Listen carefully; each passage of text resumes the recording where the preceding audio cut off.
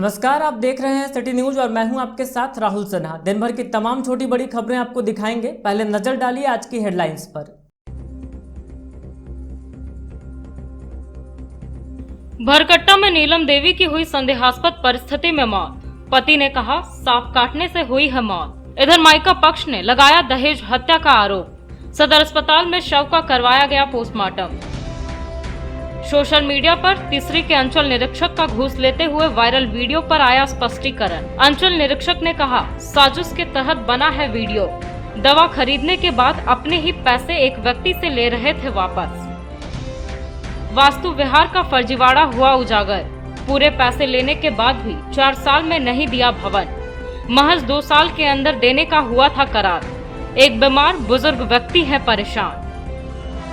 और गिरिडीह पुलिस बनाएगी digital device bank. आम लोगों से अपने पुराने फोन, लैपटॉप, टैब आदि को दान करने का किया आह्वान।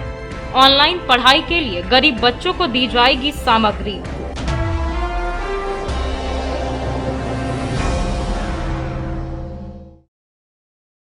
और अब खबरें विस्तार से। भरकट्टा निवासी नीलम देवी की संदेहास्पद मौत के बाद उसके शव का पोस्टमार्टम बुधवार को सदर अस्पताल में कराया गया। घटना को लेकर उसके पति ने सांप काटने से मौत होने की बात बताई। वहीं मायका पक्ष के लोगों ने इसे दहेज हत्या करार देते हुए अपने दामाद पर नीलम की हत्या का आरोप लगाया है। फिलहाल पुलिस पूरे मामले की तहकीकात कर रही है। भरकट्टा की रहने वाली नीलम देवी की मौत संदेहास्पद परिस्थिति में हो गई। बुधवार को मृतका के शव को पोस्टमार्टम के लिए सदर अस्पताल लाया गया। घटना को लेकर उसके पति ने मौत की वजह सांप का काटना बताया है, जबकि मृतका का मायका पक्ष इसे दहेज हत्या करार दे रहा है। इस बाबत मृतक के पति दिनेश स्वर्णकार का कहना है कि बुधवार की सुबह नीलम शौच के लिए जंगल की ओर गई थी, तभी किसी विषैले सांप ने इसे काट लिया, जिससे इसकी मौत हो गई। ये कौन लगती है? ये मेरी वाइफ है। क्या नाम था? नीलम देवी। क्या हुआ था? तबीयत खराब था, सुबह में गई थी तो डर गई थी, चिल्ला के आई।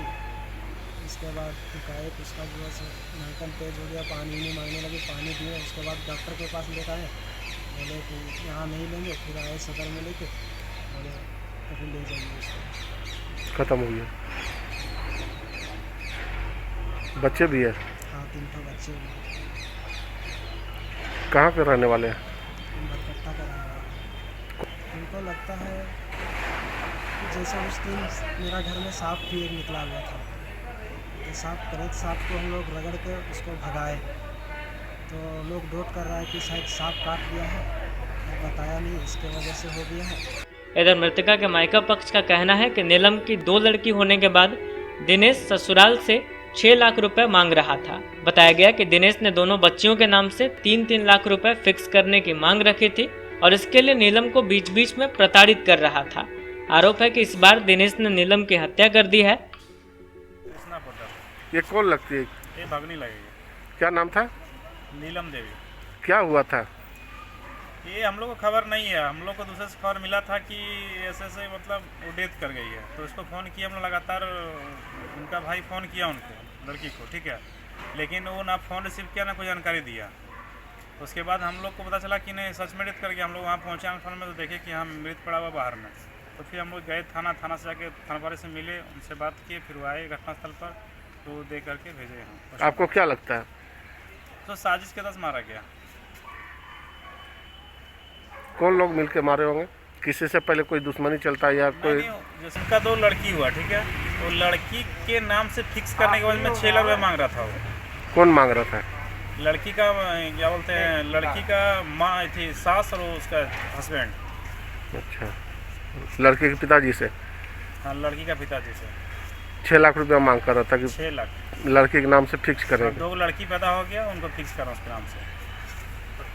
कुछ दिन पहले उसको घर से निकाल भी दिया था 11 रात में। फिर गांव के लोग उनको ये किया, फिर उसको समझौता करके फिर घर लाए।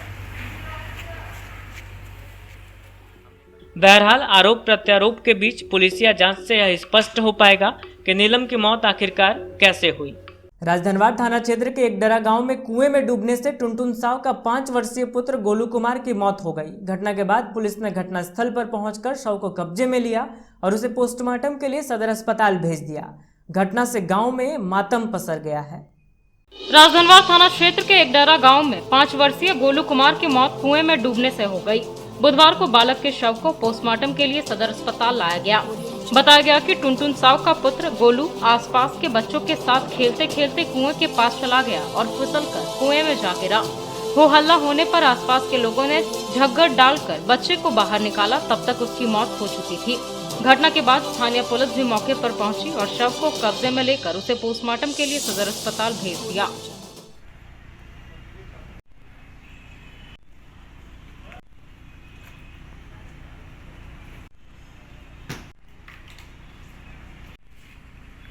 मुफस्सिल थाना क्षेत्र के सलैया पहाड़ी गांव में अखारी पूजा के दौरान बलि देने को लेकर 2 भाइयों के बीच मारपीट हो गई।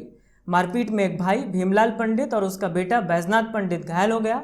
दोनों घायलों का इलाज सदर अस्पताल में चल रहा है। मुफस्सिल क्षेत्र के सलैया पहरी गांव में 2 भाइयों के बीच हुए झगड़े में एक भाई और उसका पुत्र घायल हो गया। दोनों का इलाज बुधवार को सदर अस्पताल में चल रहा है। बताया गया कि जगदीश पंडित और भीमलाल पंडित दोनों आपस में भाई हैं। बताया गया कि मंगलवार को गांव के मंदिर में अखारी पूजा हो रही थी। वहां बलि पड़ता है और बलि देने को लेकर ही दोनों भाइयों में मारपीट हो गया। मारपीट में एक भाई भीमलाल पंडित और उसका पुत्र बैजनाथ पंडित घायल हो गया। घायलों का इलाज सदर अस्पताल में चल रहा है। घायलों ने जगदीश पंडित, टेकलाल पंडित, चंद्रिका पंडित व अन्य कई लोगों पर मारपीट का आरोप लगाया है। कहाँ के रहने वाले हैं? कौन थाना पड़ता है? क्या हुआ था? अब कैसे झगड़ा हुआ?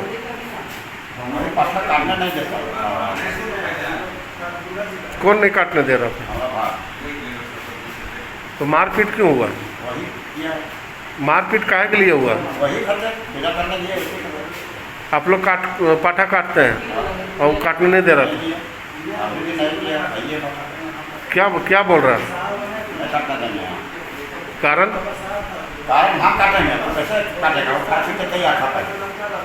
मतलब काटने के लिए झगड़ा हुआ है। दूसरा को हम बोला, उसी को बोला कि हम नहीं जानते और उसी पर।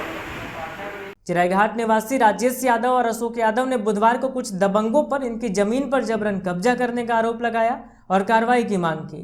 इन्होंने बताया कि जमीन के कागजात इनके नाम पर हैं, बावजूद इसके दूसरे पक्ष के लोग अपने पावर का धौंस दिखाकर जमीन हथियाना चाह रहे हैं। शहर के चिरैया घाट के रहने वाले राजेश यादव व अशोक यादव ने दबंगों पर इनके जमीन पर कब्जा करने के प्रयास का आरोप लगाया है। बुधवार को इन दोनों ने बताया कि इनकी पुश्तैनी जमीन जो पंजाबी मोहल्ला में है, इस जमीन पर कुछ बाहुबली एवं असामाजिक तत्व कब्जा करने के उद्देश्य से लगातार इन्हें अपने पावर का धौंस दिखाकर व डरा धमकाकर जमीन हथियाना चाहते हैं। हालांकि इस घटना को लेकर इन्होंने गिरिडीह ब्लॉक व थाना में आवेदन देकर शिकायत भी की है, जिसके बाद से ब्लॉक के द्वारा जांच पड़ताल भी किया गया। जांच के दौरान इनका कागजात सही पाया गया, जिसके बाद यह साबित भी हो गया कि इस जमीन का मालिक राजेश यादव व अशोक यादव ही है। बावजूद इसके दूसरे पक्ष के द्वारा पुलिस से दबाव बनाया जा रहा है। इन्होंने प्रशासन से मदद की गुहार लगाई है। मामला यही है, ये ज़मीन मेरा है, पुश्तैनी ज़मीन है। इसमें 2-4 लोग आके, जैसे जितेंद्र गुप्ता और 2-3 लोग आके रंगदारी मांगते और बोलते काम बंद करो, हम विधायक के आदमी, हम एसपी के आदमी है, थाना प्रभारी हमारा है, मतलब सब हमारा है। बोलता है ये ज़मीन से तुम लोग छोड़ दो, नहीं तो ज़िंदगी भर रंगदारी केस में जेल में सड़ा देंगे। और ये हम लोग को रहने में भी बहुत दिक्कत हो रहा है। ये बात कौन बोला? ये बात बोलते हैं जितेंद्र गुप्ता, छोटू सिन्हा, नंदकिशोर पांडे और प्रभात कुमार। तीसरी के अंचल निरीक्षक का वीडियो वायरल होने के बाद उपायुक्त के निर्देश पर सीओ ने तीसरी अंचल निरीक्षक से स्पष्टीकरण मांगा, जिसके बाद तीसरी अंचल निरीक्षक ने करबला रोड स्थित अपने आवासीय कार्यालय में स्पष्टीकरण देते हुए रिश्वत लेने वाले वायरल वीडियो का झूठा करार दिया और प्रशासन से तमाम पहलुओं पर जांच की मांग की। तीसरी के अंचल निरीक्षक ने अपना स्पष्टीकरण देते हुए रिश्वत लेने वाला वायरल वीडियो को झूठा करार दिया है। दरअसल वीडियो वायरल होने के बाद उपायुक्त के निर्देश पर सीओ ने इनसे स्पष्टीकरण मांगा था। बुधवार को इन्होंने करबला रोड स्थित अपने आवास में बताया कि उस दिन ये अपने कार्यालय कक्ष में बैठकर दैनिक कार्यों का निष्पादन कर रहे थे। तभी इनके ब्लड प्रेशर की दवा खत्म हो गई थी। संबंधित दवा एवं एक बोतल पानी लाने के लिए इन्होंने एक व्यक्ति को, जिनका नाम सिकंदर है, उन्हें पैसे दिए थे। सिकंदर ने दवा लाने के बाद बकाया पैसा इन्हें वापस किया। तभी किसी ने दुर्भावना से ग्रसित होकर इनका वीडियो बना लिया। और उसे सोशल मीडिया पर वायरल कर दिया। इन्होंने प्रशासन से तमाम पहलुओं पर जांच की मांग की है। और मैं तो इतना कहूँगा कि अपने कार्यालय में डेली जाके बैठ के काम करता हूँ, वहाँ भीड़ आती है और अपना काम कराते हैं मैं दिन भर काम कर रहा हूँ वहाँ बैठ कर के। मुझे एक तो तबीयत ठीक नहीं रहती है, उसमें हार्ट का भी प्रॉब्लम है, ब्लड प्रेशर, शुगर है। मैं दवा हुआ लाने के लिए भी किसी को पैसा देता हूँ, तो कुछ लोग जो है तो उसको फ़ोटो खींच करके उसको अलग से प्रचार करते हैं कि पैसा ले रहा है, जबकि कार्य को ठीक से अगर देखा जाए तो उसमें ऐसा कहीं नहीं लगता है कि मैं किसी को कुछ कह रहा हूँ, कुछ अपना साइन करके दे रहा हूँ। पहली बात यह है। दूसरा, कार्य करता हूँ तो बहुत से ऐसे गलत पेपर आते हैं जो बिचौलियों के माध्यम से भी आते हैं, और बिचौलिया जो है तो उस पर प्रेशर डालते हैं, जो कार्य करने लायक नहीं रहता है हम उसमें जांच करते हैं। जांच की प्रक्रिया मेरी थोड़ी तेज़ है, इसलिए जो है तो उन लोग को आपत्ति होती है कि बहुत जांच करते हैं, ये करते हैं, इसलिए हर समय जो है तो उन लोग लगे रहते हैं। और ये सरासर जितना भी किया हुआ है, वायरल किया हुआ है, ये गलत है। वो तो मैं खुद जब भीड़ में काम कर रहा हूँ, उतना भीड़ है वहाँ पर, तो फिर स्थिति कैसे बनती है वो भी कार्यालय के अंदर। एक दूसरा वीडियो भी आपका वायरल हुआ है, कोई राजनीतिक पार्टी के लोग भी आपके मतलब हाँ कह रहे हैं, उन लोग भी थोड़े मैंने जानकारी ले करके अगर इस तरह की बात करें, मैं तो कहता हूँ कि आप जानकारी अच्छी तरह से ले लें, कार्यालय में आ करके हमसे भी मिल करके देख लें और समझ लें कि क्या काम हो रहा है, नहीं हो रहा है। अलग से सिर्फ बोल देने से अच्छी बात नहीं होती है। और मैं तो मांग करता हूँ कि अगर ऐसा कुछ लगता है तो सबसे मांग करता हूँ, प्रशासन से भी, अपने अंचल अधिकारी से भी, कि वो तो अच्छी तरह से इसकी जांच करा ले। और जांच कराने के बाद, चूँकि मैं सीआई का पद इधर हाल में लिया हूँ और जब से लिया हूँ तब से कुछ न कुछ, चूँकि इसके पहले भी मैं था तो मुझे जो है सो वहाँ से जब ये किया गया था तो बाद में अगर नए सर आए, फिर जब से सीआई का चार्ज लिया हूँ तब से कुछ न कुछ इधर उधर ये कागज़ वो कागज़ देखिए सर। और जब उसमें ऑब्जेक्शन लगाते हैं तो कहता है कि ये ऑब्जेक्शन बहुत लगाते हैं, यही लेकर के लोग परेशान होते हैं, जबकि कागज़ सही नहीं रहता है। कुछ बिचौलिया लोग लेके आते हैं और रईतों का कागज़, जब नाम ठेकान वंशावली तक भी गलत रहती है, रिपोर्ट ठीक नहीं रहता तो संशोधन करने बोलते तो कहता कर दीजिए सर। यही प्रेशर वगैरह कुछ ज़्यादा है और यही सब लेके लोग क्षुब्ध हो जाते हैं। अब कितना को मना सकूँगा इसमें। उस विषय पर यह है कि मैं दवा लाने के लिए एक आदमी को दिया था, समझे ना, सिकंदर नाम का आदमी को दिया था पैसा दवा लाने के लिए। उसने क्या किया कि पैसा वहीं पर टेबल बिक दिया कि नहीं रखिए ना सर पैसा। उसको मना किया कि नहीं ले जाओ, बोल रखिए ना हम सर लाते हैं दवाई। वो बिक दिया। पानी बोतल वगैरह मंगा रहे थे, तबीयत भी ठीक नहीं थी और काम कर रहे थे भीड़ में, नाश्ता वगैरह भी उस समय नहीं कर सके थे, लगातार बैठे हुए। तो मतलब वो वीडियो आपका गलत तरह से मतलब हाँ गलत तरह से बने कि ये किया गया है, वायरल किया गया है। उसको सही चीज़ अगर जानना था तो उन लोग को बैठ करके समझना था कि क्या है नहीं है। बिना समझे केवल जो है सो वायरल करके और परेशान। हम गिरिडीह में भी रह चुके हैं, यहाँ भी सीआई का कार्य किए हैं, कर्मचारी का कार्य किए हैं। इसके पहले भी मैं पीरटन जैसे सुदूरवर्ती क्षेत्र में रहा हूँ, सब जगह मेरा रेपुटेशन बढ़िया रहा है, आज तक कभी कोई कंप्लेन नहीं आया है। कहूँगा प्रशासन से भी कि इसकी छानबीन अच्छी तरह से कर ली जाए। हाँ, दोषी जो भी हैं उनके विरुद्ध जो है सो आवश्यक कानूनी कार्रवाई की जाए। टुंडी रोड के मोहनपुर बैरियर के पास बुधवार को पुलिस ने एंटी क्राइम वाहन जांच अभियान चलाया। इस क्रम में सभी छोटे बड़े वाहनों को रोक कर जांच की गई और उनसे आवागमन की पूरी जानकारी ली गई। टुंडी रोड के मोहनपुर बैरियर के पास पुलिस ने एंटी क्राइम वाहन जांच अभियान चलाया। इस क्रम में सभी छोटे बड़े वाहनों की जांच की गई। महतोडी पिकेट प्रभारी रतिनाथ मुंडा के नेतृत्व में यहां पुलिस ने सभी वाहनों को रोक कर उसके डिग्गी की तलाशी ली और कहां से आ रहे हैं और कहां जाना है इस बात का ब्यौरा मांगा। बताया गया कि अधिकारियों के निर्देश पर क्राइम कंट्रोल को लेकर यह जांच अभियान चलाया जा रहा है। इस क्रम में 4 व्हीलर के साथ साथ 2 व्हीलर की भी जांच की जा रही है।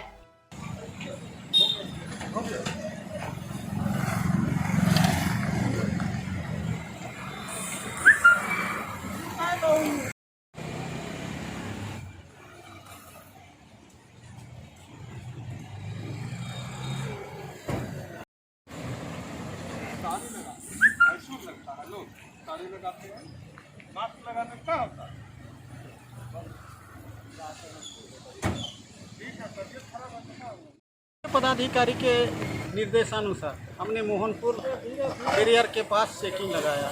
जी। और एंटी क्राइम सेक्शन का चेकिंग हो रहा क्या चीज़ क्या क्या जांच हो रही है? है। गाड़ी मोटरसाइकिल और फोर व्हीलर गाड़ी जो जांच की जा रही है।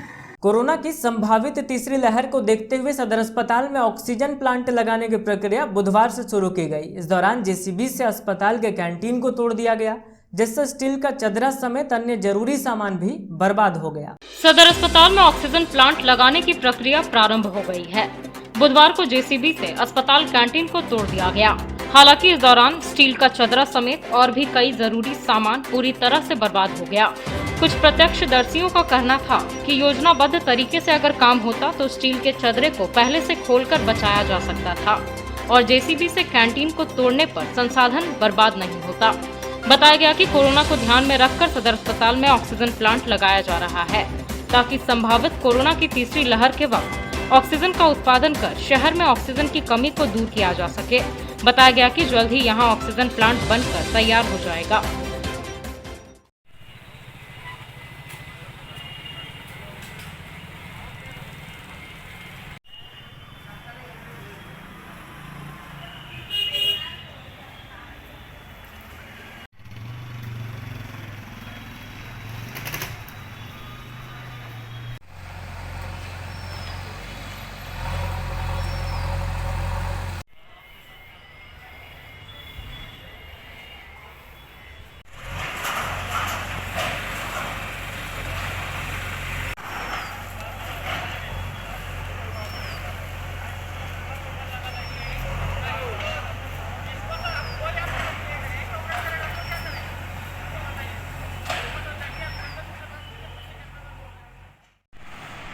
ये पीएसए प्लांट सदर अस्पताल में लगाया जा रहा है। पीएसए का मतलब होता है प्रेशर स्विंग एड्जॉर्प्शन टेक्निक। या हवा में जो हमारे ऑक्सीजन है उसको नाइट्रोजन से सेपरेट कर लिया जाएगा और ऑक्सीजन को आपका इसमें बड़ा सा कंटेनर में भर करके उसको पर मिनट 1000 लीटर करके ऑक्सीजन को सप्लाई किया जाएगा। इसके लिए जो प्लांट है वो DRDO दे रही है और इसका जो इंफ्रास्ट्रक्चर है, जो इसमें बेस बनाना है, ऊपर रखना है, ये काम NHAI कर रही है।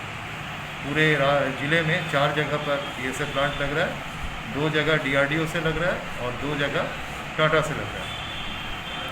DRDO से लग रहा है सदर अस्पताल में और बगोदर में, और टाटा से लग रहा है चैताडी और बरमुडिया। पिछले बार जो कोविड जो मार्च से हो रहा था उसमें हम लोग को तकलीफ इस बात का था कि हम लोग जो जंबो सिलेंडर या छोटा सिलेंडर से काम कर रहे थे उस नाकाफ़ी था, इसलिए एक मिनट में बहुत सारे मरीज को 15 लीटर 20 लीटर ऑक्सीजन की ज़रूरत पड़ रही थी। बीच में ऑक्सीजन ख़त्म हो जा रही थी, कुछ समय लग रहा था फिर से उसको ऑक्सीजन सिलेंडर को रिप्लेस करने में। उस समय जो हमारे मरीज़ थे उनका सर्कुलेशन और घट जा रहा था। पीएसए प्लांट से एक फ़ायदा ये होगा जो ये कंटिन्यूअस पाइपलाइन से ऑक्सीजन देता रहेगा और इसमें कभी भी ऑक्सीजन का कमी नहीं होगा। लेकिन इसका भी एक लिमिटेशन है, ये 1000 लीटर पर मिनट दे रहा है। हमारा ये अस्पताल जो है करीब 170 बेडेड हॉस्पिटल बेड लगने जा रहा है, इसका पाइपलाइन है। तो यदि हमारे पास 20 मरीज हो जाएगा जिनको 20 लीटर ऑक्सीजन की ज़रूरत है पर ये, तो वो 400 लीटर हो जाएगा। 400 लीटर हो जाएगा तो 1000 लीटर का सप्लाई है। दूसरे मरीज जिनको 5 लीटर 10 लीटर को, इस तरह से हम लोग 50-60 मरीज को ही एक साथ हम लोग कैटर कर पाएंगे। इससे तो एक साथ हमारे पास 50-60 मरीज एक जगह पर आने की संभावना पिछले बार भी नहीं था, अब आने की संभावना भी नहीं है। ये एक हमारे लिए एसेट बन जा रहा है कि अस्पताल में ऑक्सीजन जनरेशन प्लांट गिरिडीह जिला में कोई भी अस्पताल में नहीं है। सभी जगह पर सिलेंडर से पाइपलाइन से ऑक्सीजन दिया जाता है। तो ये सरकार के द्वारा एक अच्छा पहल है। जहाँ तक कोविड थर्ड वेव की बात है, थर्ड वेव फोर्थ वेव बोल के कुछ नहीं है। पहला बार कोविड जब ये फरवरी मार्च 2020 में केसेस आने लगा था, अप्रैल में मई में केसेस कुछ बढ़ा था, उस समय सिम्टोमेटिक पेशेंट पिछले बार बहुत कम था। अस्पताल में भर्ती होकर इलाज कराने वाले पेशेंट बहुत कम थे, मृत्यु भी कम हुई थी। लेकिन इस बार जो अप्रैल से केसेस बढ़ा है वो सारे सिम्टोमेटिक पेशेंट था, मरीजों की मृत्यु भी हुई है। तो इसलिए हम लोग सचेत रहें, मास्क पहने, सोशल डिस्टेंसिंग का पालन करें और अपना साफ़ सफाई मेंटेन करें। तो ये थर्ड वेव और फोर्थ वेव से भी हम लोग बच सकते हैं, बशर्ते सारे लोग जो एज ग्रुप में है वो अपना अपना वैक्सीन भी साथ साथ लेते हैं। शीतलपुर में बुधवार को पूर्व मेयर सह भाजपा नेता सुनील पासवान ने विधिवत रूप से पूजा अर्चना के बाद फीता काटकर महावीर मेडिकल नामक दुकान का उद्घाटन किया। मौके पर दुकान संचालक ने बताया कि यहां सभी प्रकार की दवाइयां उचित मूल्य पर उपलब्ध होंगी। पूर्व मेयर और भाजपा नेता सुनील पासवान ने बुधवार को शीतलपुर में एक मेडिकल स्टोर का उद्घाटन किया। महावीर मेडिकल नामक दवा दुकान का यहां विधिवत उद्घाटन पूजा पाठ के बाद फीता काट कर किया गया। इस बाबत पूर्व मेयर ने बताया कि शीतलपुर वार्ड क्षेत्र काफी आबादी वाला बड़ा क्षेत्र है। इस क्षेत्र में नजदीक में दवा दुकान नहीं होने से लोगों को काफी मुश्किलें होती थी, लेकिन अब यहाँ दुकान खुल जाने से लोगों को काफी सहूलियत होगी। वहीं दवा दुकान के संचालक आनंद कुमार त्रिवेदी ने कहा कि अब यहाँ के लोगों को दवा के लिए चौक तक जाने की आवश्यकता नहीं पड़ेगी। बताया गया कि यहाँ सभी प्रकार के दवा उचित मूल्य पर उपलब्ध होंगे। साथ ही बताया गया कि दुकान में डॉक्टर की टीम भी बैठेगी, जहां मरीजों को उचित जांच और परामर्श दिया जाएगा। मौके पर सिद्धेश्वर नाथ त्रिवेदी, पुष्पलता त्रिवेदी, छोटी कुमारी, प्रिया कुमारी, केदार मिश्रा आदि कई लोग उपस्थित थे।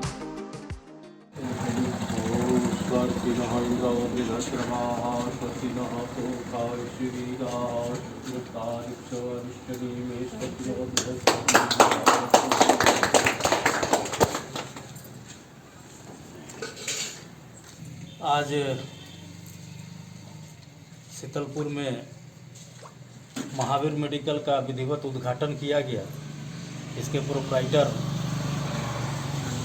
आनंद त्रिवेदी जी हैं और इस इलाके में जैसे कि यहाँ के शीतलपुर बहुत बड़ा 12 नंबर वार्ड और 13 नंबर वार्ड का ये है और यहाँ पे एक भी मेडिकल दुकान नहीं रहने के कारण यहाँ के लोगों को दिक्कत होती थी।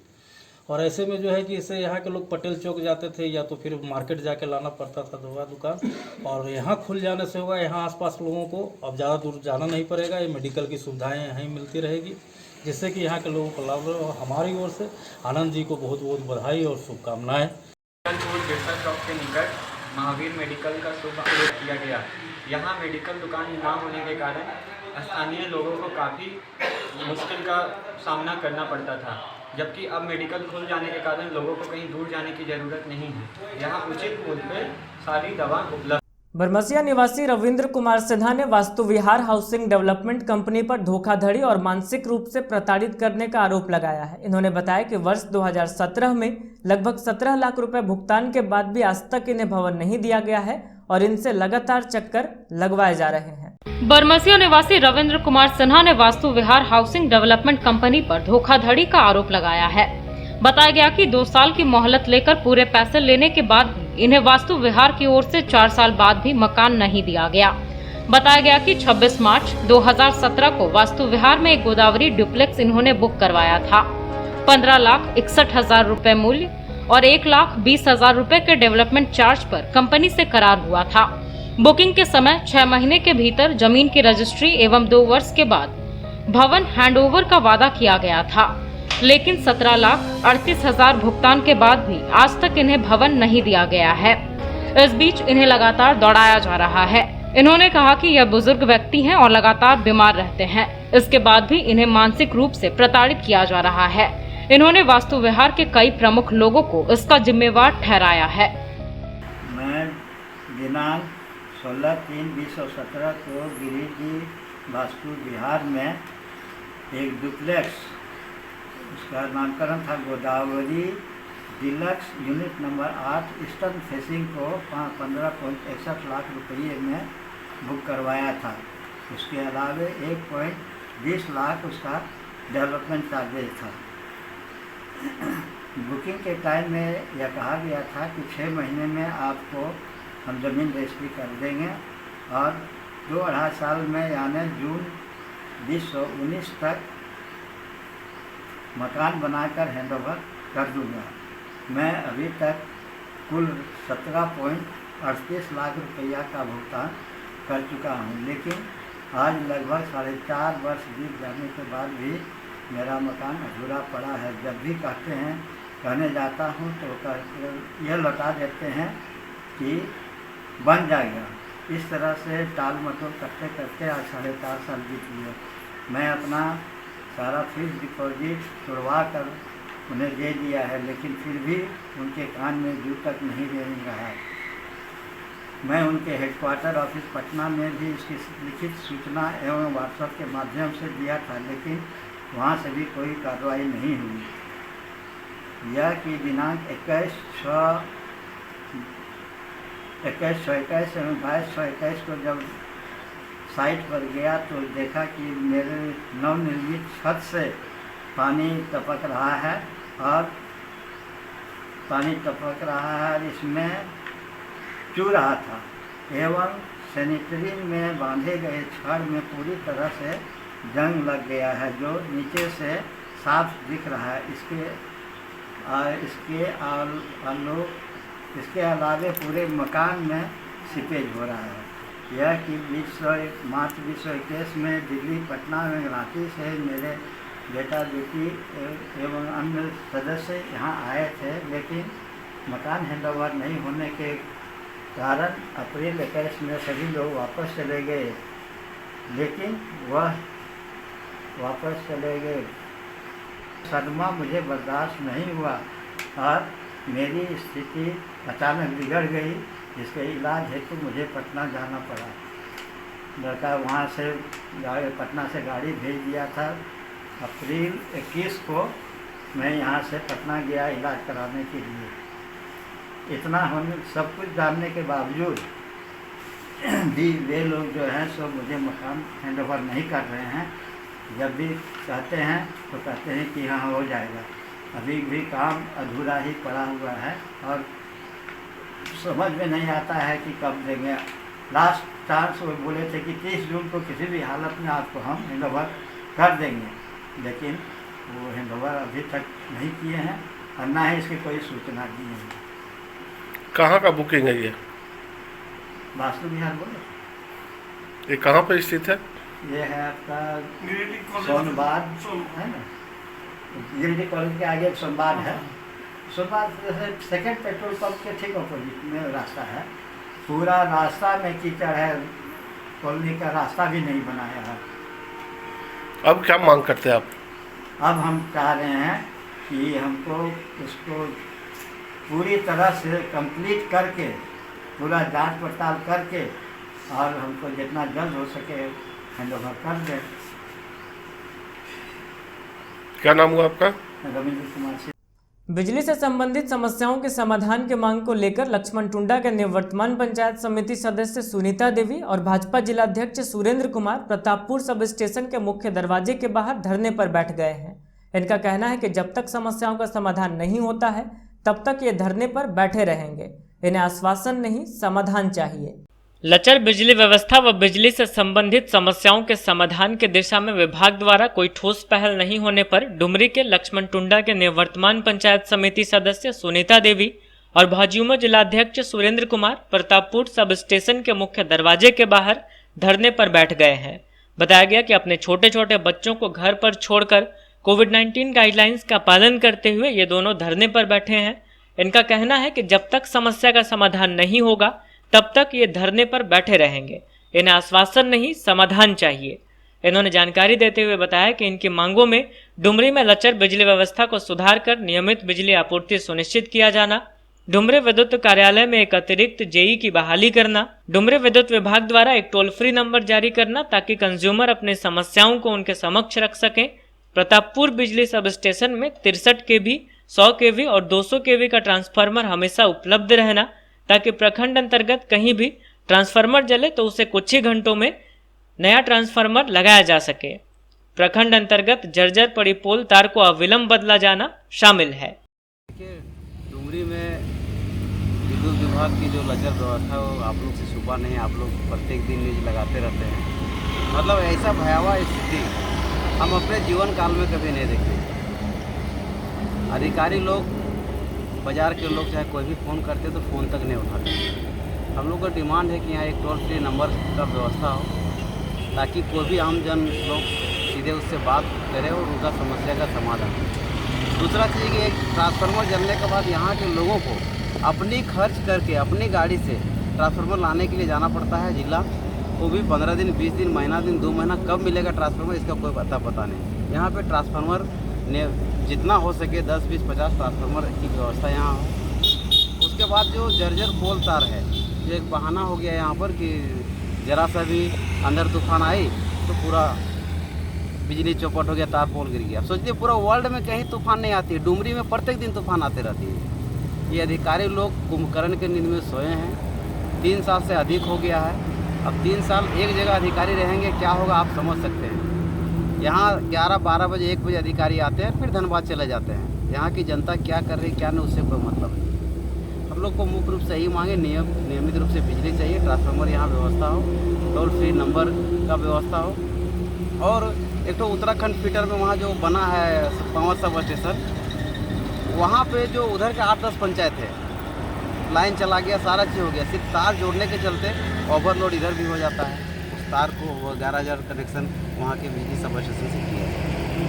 आज हम लोग परतापुर सब स्टेशन पर अनिश्चितकालीन धरना पे बैठे हैं, जिसमें बिजली को लचर व्यवस्था है और यहाँ पे 63 kV, 100 kV, 200 kV का ट्रांसफार्मर की मांग है और एक टोल फ्री नंबर की उपलब्ध करवाने की मांग है। और यहाँ से वो जब भी तो ऐसा कोई समस्या हो बोलते हैं ना, यहाँ जय की कमी, उसका भी एक मांग को लेकर हम लोग अनिश्चितकालीन धरना पे बैठे हैं। जिसमें बिजली सबसे बड़ी समस्या है बिजली की, जो हमेशा से काट के रखती है, कहीं भी तो बिजली देती नहीं है सही से। कितने घर अंधेरे रहते, बाल बच्चा पढ़ नहीं पा रहे हैं सही से, कितने मकान बने अंधेरे में खाना बना रहे हैं और बहुत समस्या हो रही है। इसलिए हम सोचे हम लोग घर में ऐसे नहीं रह सकते हैं, सब लोग इतने बच्चे नहीं पढ़ सकते हैं तो हम लोग कैसे रहेंगे। इसलिए हम लोग आज धूप कड़ाके के धूप में, बरसात में सब चीज़ देखते हुए हम लोग अनिश्चितकालीन धरना पर बैठे हैं। बीते दिनों डॉक्टर इरफान अंसारी द्वारा धनबाद विधायक बाबूलाल मरांडी को लेकर दिए गए प्रतिक्रिया पर जिला परिषद उपाध्यक्ष कामेश्वर पासवान ने पलटवार किया है।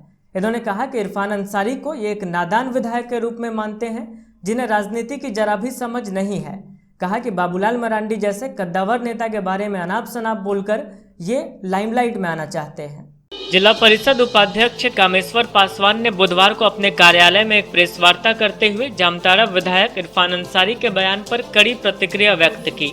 असल में डॉक्टर इरफान अंसारी पिछले दिनों गिरिडीह परिसदन भवन में प्रेस वार्ता कर धनबाद विधायक बाबूलाल मरांडी को लेकर अपनी प्रतिक्रिया दे रहे थे। उन्हीं की टिप्पणी पर पलटवार करते हुए श्री पासवान ने कहा कि इरफान अंसारी को ये एक नादान विधायक के रूप में मानते हैं, जिन्हें राजनीति की जरा भी समझ नहीं है। इन्होंने कहा कि उनके भाषा में मर्यादा नहीं रहती है। कहा कि कांग्रेसी विधायक भाजपा की लोकप्रियता से बौखला गए हैं और अनाप शनाप बयानबाजी कर रहे हैं। कहा कि बाबूलाल जैसे कद्दावर नेता के खिलाफ बोलकर इरफान अंसारी लाइमलाइट पाना चाहते हैं। कांग्रेस पार्टी के जामताड़ा विधायक इरफान अंसारी जो गिरिडीह सर्किट हाउस में प्रेस कॉन्फ्रेंस के दौरान भारतीय जनता पार्टी के खिलाफ कई टिप्पणियां और भारतीय जनता पार्टी के हमारे नेता आदरणीय बाबूलाल मरांडी जी और देश ही नहीं विश्व के नेता आदरणीय मोदी जी के खिलाफ कई ऐसी टिप्पणियां करके चले गए, जिसकी मैं कड़ी निंदा करता हूं। और बराबर में देखता हूं कि इरफान अंसारी विधायक जो हमारे जामताड़ा से हैं, कई ऐसे टिप्पणी करके ये अपने आप को लाइमलाइट में रहना चाहते हैं।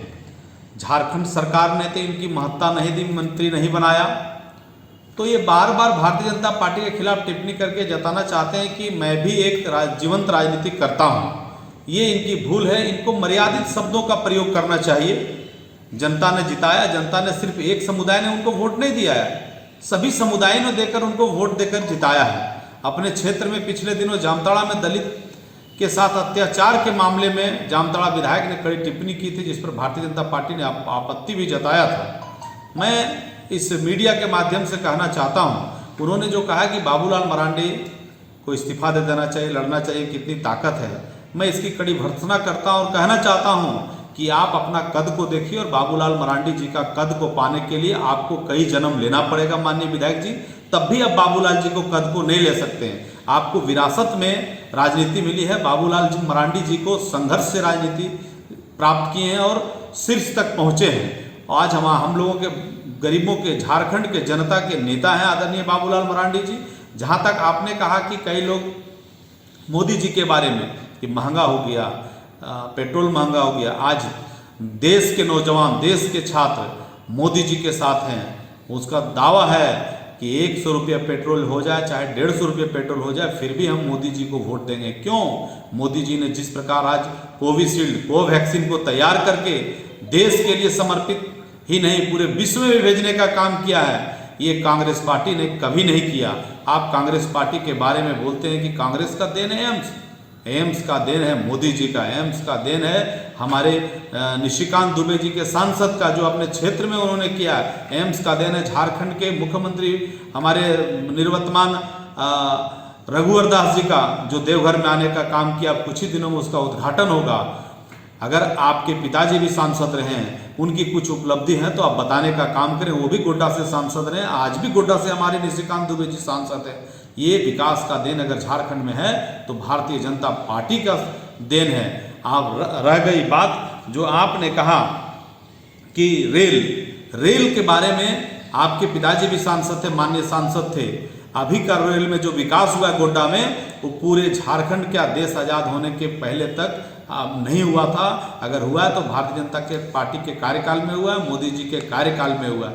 इसलिए माननीय विधायक इरफान अंसारी जी से मैं कहना चाहता हूं कि आप डिटेल लेकर के प्रेस कॉन्फ्रेंस करें, क्योंकि जनता भारतीय जनता पार्टी के साथ है। आपको कहना है कि भाजपा को समाप्त करना है, आप खुद समाप्त हो जाएंगे। भारतीय जनता पार्टी कभी समाप्त होने वाली नहीं है। भारतीय जनता पार्टी विश्व की सबसे बड़ी पार्टी है और आगे भी आने वाले समय में पूरे देश में भारतीय जनता पार्टी 1 नंबर पर रहने वाली है। गिरिडीह पुलिस ने गरीब बच्चों की ऑनलाइन पढ़ाई में मदद के लिए डिजिटल डिवाइस बैंक बनाने का फैसला किया है। इसको लेकर पुलिस लाइन से एक आह्वान पत्र जारी कर आम लोगों से अपने पुराने स्मार्टफोन, लैपटॉप आदि को उन बच्चों के लिए दान करने की अपील की है। बताया गया कि इच्छुक व्यक्ति अपने नजदीकी थाने में अपने डिवाइस को जमा करवा सकते हैं। गिरिडीह एसपी के निर्देश पर पुलिस ने गरीब बच्चों की मदद के लिए डिजिटल डिवाइस बैंक बनाने का फैसला लिया है। गरीब बच्चों के ऑनलाइन पढ़ाई के लिए पुलिस ने आम आवाम से अपने पुराने स्मार्ट मोबाइल, लैपटॉप, टैब आदि को दान करने का आह्वान किया है। इसको लेकर पुलिस लाइन कार्यालय से आह्वान पत्र जारी हुआ है। बताया गया कि कोरोना महामारी ने सभी क्षेत्रों को बुरी तरह से प्रभावित कर दिया है, जिससे लोग परेशान हैं। शिक्षा पर भी इसका खासा असर पड़ा है। कोरोना काल में बच्चों की पढ़ाई काफी प्रभावित हुई है। स्कूल कॉलेज लंबे समय से बंद है, सिर्फ ऑनलाइन क्लासेस चल रहा है। इस दौरान राज्य के गरीब बच्चे के पास मोबाइल, लैपटॉप जैसे उपकरण सुविधा नहीं होने के चलते उनकी पढ़ाई पिछले लंबे समय से बाधित है। ऐसे गरीब बच्चों की ऑनलाइन पढ़ाई हो सके, इसके लिए पुलिस ने गरीब बच्चे की ऑनलाइन पढ़ाई के लिए पुराने स्मार्टफोन, लैपटॉप, टैब आदि पुलिस को दान करने की अपील की है। बताया गया कि इच्छुक व्यक्ति अपने नजदीकी थाना में अपने डिवाइस को जमा करा सकते हैं। जमा किए गए उपकरण का प्रमाण पत्र भी थाने से निर्गत किया जाएगा। अंत में आइए फिर से नजर डालते हैं आज की हेडलाइंस पर। भरकट्टा में नीलम देवी की हुई संदेहास्पद परिस्थिति में मौत।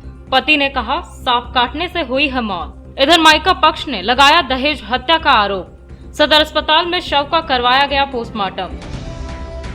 सोशल मीडिया पर तीसरी के अंचल निरीक्षक का घूस लेते हुए वायरल वीडियो पर आया स्पष्टीकरण। अंचल निरीक्षक ने कहा साजिश के तहत बना है वीडियो।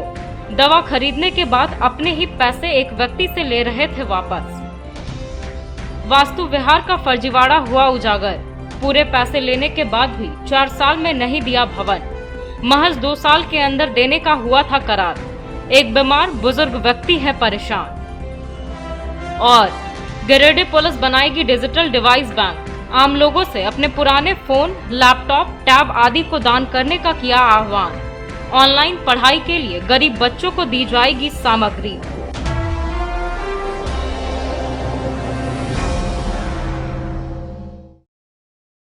तो आज के अंक में बस इतना ही। अगले अंक में फिर होगी मुलाकात कुछ अन्य खबरों के साथ। तब तक दीजिए हमें और हमारी पूरी टीम को इजाजत। नमस्कार।